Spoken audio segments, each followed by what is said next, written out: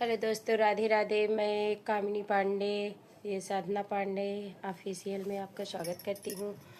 आज मैं बहुत सुंदर सा प्यारा से एक सोहर गीत लेके आई हूँ, पारंपरिक सोहर गीत। पसंद आए तो लाइक करना, कमेंट करना और चैनल को आगे बढ़ाना। पनवा के से जिया लगाए हो त फूलवा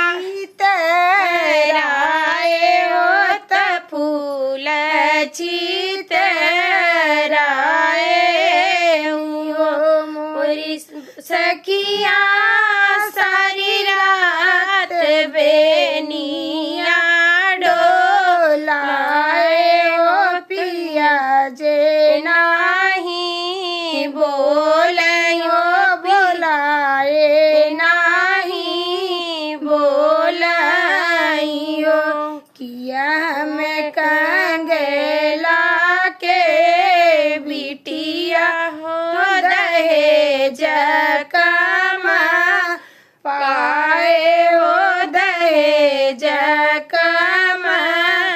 पाए हो मोरे पियवा किया हम काली को लिया हो मुख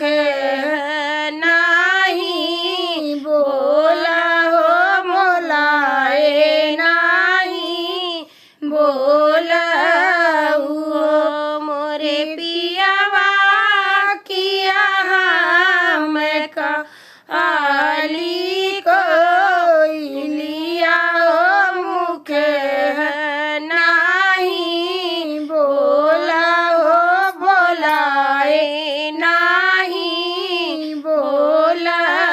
हो तू तो यहूदन का के बिटिया हो दए जबल पायु हो जबल पाई मोरी दाना तू तो दूजी जी के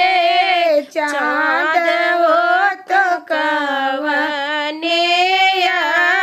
रथ के तो कवने रथ के हो सुअरी के जा